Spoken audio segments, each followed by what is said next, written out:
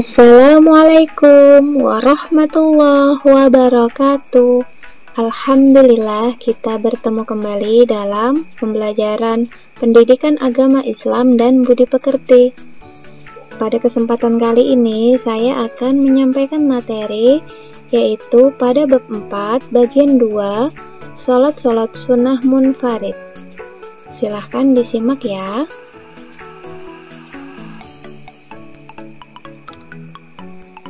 Sebelumnya, saya ingin menyampaikan tujuan pembelajarannya. Yang pertama, peserta didik mampu menjelaskan macam-macam sholat sunnah munfarid dengan benar. Dan yang kedua, peserta didik mampu mempraktikkan sholat sunnah munfarid sesuai dengan ketentuan syara.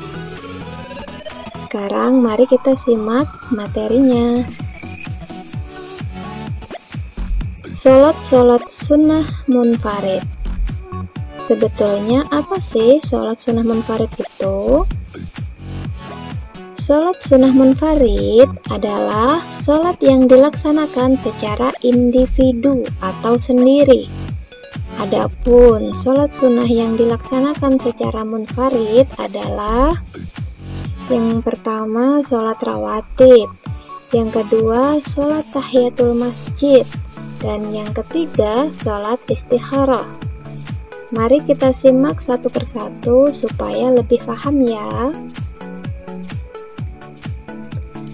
Sholat rawatib. Sholat rawatib atau rawatib berasal dari kata rotibah, yang artinya tetap, menyertai, atau terus-menerus. Dengan demikian, sholat sunnah rawatib adalah sholat yang dilaksanakan menyertai atau mengiringi sholat fardu, baik sebelum maupun sesudahnya. Ditinjau dari segi hukumnya, sholat rawatib ini terbagi menjadi dua macam, yaitu sholat rawatib mu'akkadah dan sholat rawatib ghairu mu'akkadah.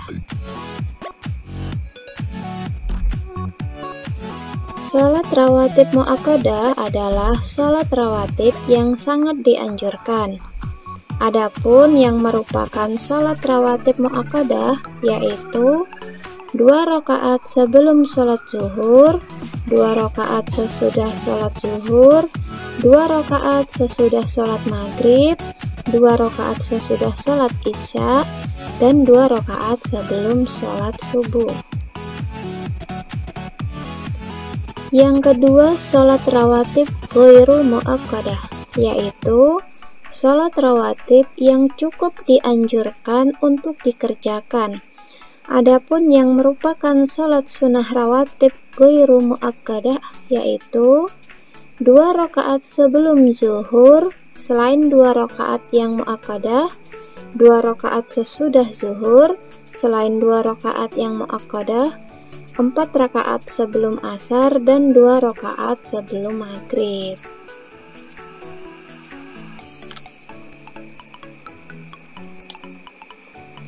Jika ditinjau dari segi pelaksanaannya, sholat rawatib ini terbagi menjadi 2, yaitu qobliyah atau dikerjakan sebelum sholat fardu, dan yang kedua, ba'diyah, dikerjakan setelah sholat fardu. Adapun tata cara melaksanakan sholat sunnah rawatib sebagai berikut.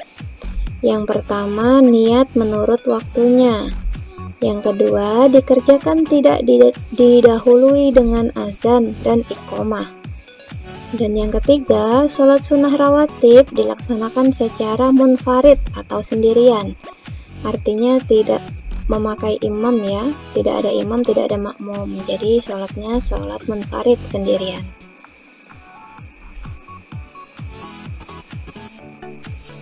Kemudian selanjutnya membaca dengan suara yang tidak dinyaringkan seperti pada saat melaksanakan sholat zuhur dan sholat asar. Selanjutnya, sholat dikerjakan dengan posisi berdiri. Jika tidak mampu, boleh dengan duduk, atau jika masih tidak mampu, boleh berbaring. Selanjutnya, sebaiknya berpindah sedikit dari tempat sholat fardu, tetapi tetap menghadap kiblat.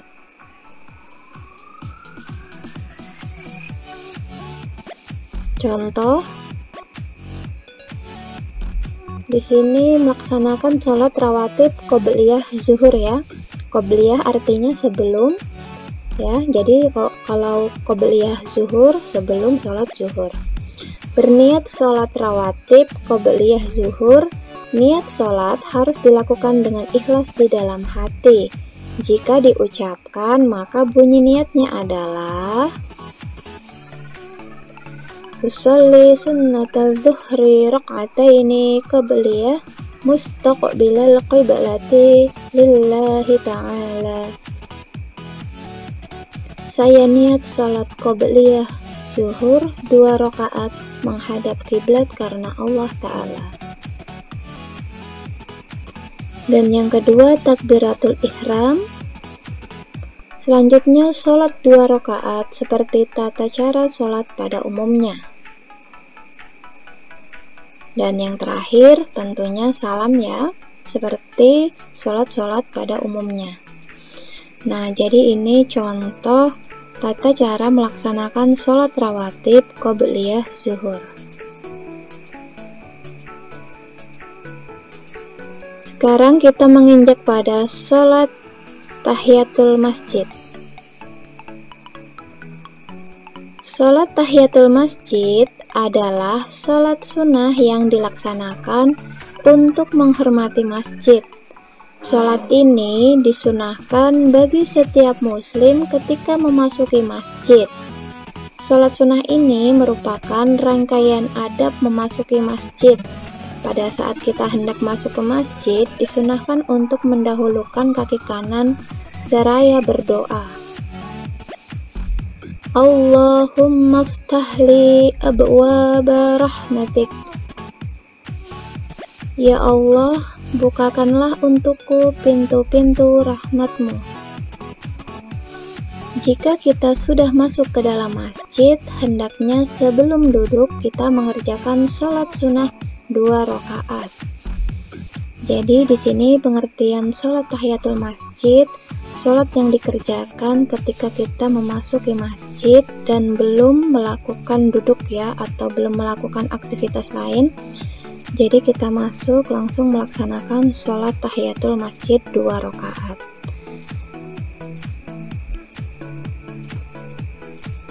Kemudian ada tata cara sholat tahiyatul masjid. Yang pertama, tentu saja berniat sholat tahiyatul masjid. Niat sholat harus dilakukan dengan ikhlas di dalam hati. Bunyi niatnya kalau diucapkan sebagai berikut. Usolli sunnatan tahiyatul masjidi raq'ataini lillahi ta'ala. Saya berniat sholat sunnah tahiyatul masjid 2 rakaat karena Allah Ta'ala. Selanjutnya, setelah berniat, dilanjutkan dengan takbiratul ihram, membaca doa iftitah, surah Al-Fatihah, dan seterusnya sampai salam. Seperti sholat pada umumnya ya, hanya saja niatnya yang berbeda.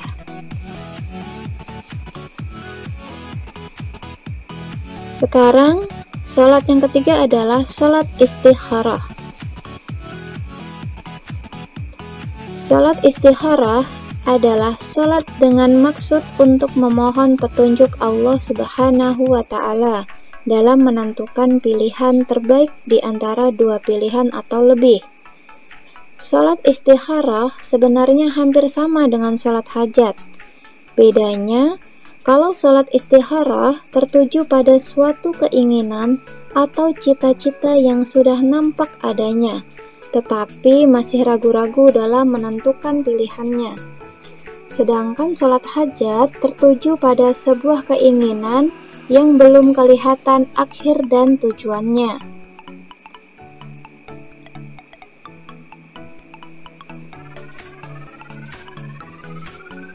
Waktu yang terbaik dalam melaksanakan sholat istikharah ini adalah saat mulai pertengahan malam yang akhir, artinya sepertiga malam ya, seperti sholat tahajud.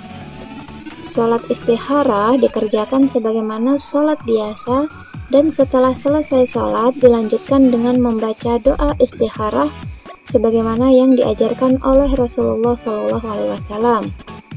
Sholat istikharah hukumnya adalah sunnah muakkadah bagi orang yang sedang membutuhkan untuk menentukan pilihan. Sunnah muakkadah adalah sunnah yang sangat dianjurkan ya.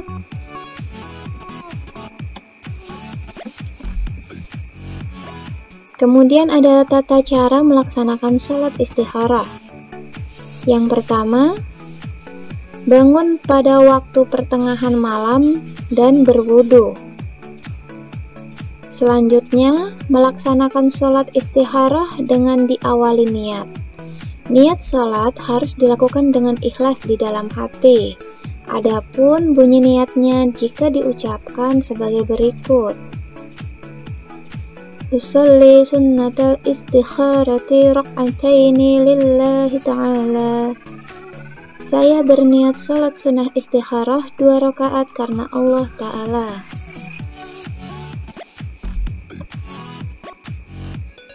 Selanjutnya pada rakaat pertama setelah membaca surah Al-Fatihah, kemudian membaca surah Al-Kafirun. Bacaan surah Al-Kafirun boleh lebih dari 1 kali, yakni 3, 7, atau 10 kali. Pada rakaat kedua setelah membaca surah Al-Fatihah, kemudian membaca surah Al-Ikhlas. Bacaan surah Al-Ikhlas boleh lebih dari 1 kali, yakni 3, 7, atau 10 kali. Setelah sholat 2 rakaat, dilanjutkan dengan membaca doa istikharah yang diajarkan Nabi Muhammad SAW sebagai berikut. Nah, jadi ini doa sholat istikharahnya ya. Kemudian ketika sholat istikharah, kita memanjatkan keinginan kita, boleh di tengah-tengah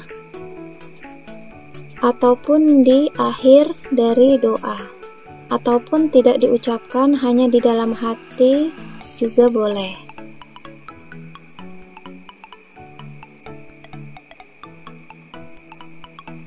Ini arti dari doa istikharah. Ya Allah, sesungguhnya aku memohon kebaikan dalam urusanku dengan ilmumu, dan aku memohon kepastian dengan kudratmu. Aku memohon keutamaanmu yang agung, bahwasanya engkau maha kuasa, sedangkan aku tidak berdaya. Engkau mengetahui segala yang gaib. Ya Allah, engkau mengetahui segala hajatku berupa. Nah, di sini kita boleh mengungkapkan segala hajat kita, apa yang menjadi keluh kesah kita, apa yang menjadi kekhawatiran kita, apa yang menjadi keraguan-raguan kita terhadap pilihan kita ungkapkan kepada Allah. Kemudian dilanjutkan, jika itu baik bagiku dalam agama dan kehidupanku, serta dampaknya di dunia dan akhirat, maka jadikanlah ia untukku, berkatilah dalam meraihnya, serta mudahkanlah ia untukku. Engkau pun mengetahui jika urusan ini buruk bagiku, baik dalam urusan agamaku, kehidupanku, dan dampaknya di dunia dan akhirat, maka jauhkanlah dia dariku, dan jauhkanlah aku darinya. Kemudian tetapkanlah kebaikan untukku di mana saja aku berada. Sesungguhnya engkau maha kuasa atas segala perkara, kemudian engkau meridhoinya. Jadi, jika membaca doa istikharah, bisa juga dibaca artinya supaya kita lebih paham, kita lebih meresapi apa maksud dari doa tersebut.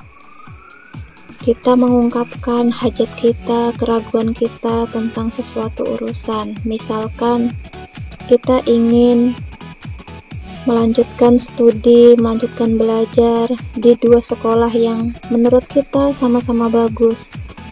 Tetapi kita memohon kepada Allah, ya Allah tunjukkanlah kepada saya sekolah yang baik ya Allah, dengan segala kebaikan menurut Engkau dan sebagainya. Nah, itu contohnya ya. Bisa juga dengan yang lainnya.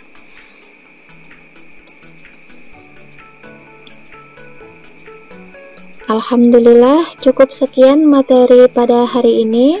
Semoga bermanfaat. Terima kasih atas segala perhatiannya. Tetap semangat belajar. Jangan lupa jaga kesehatan. Terima kasih. Wassalamualaikum warahmatullahi wabarakatuh.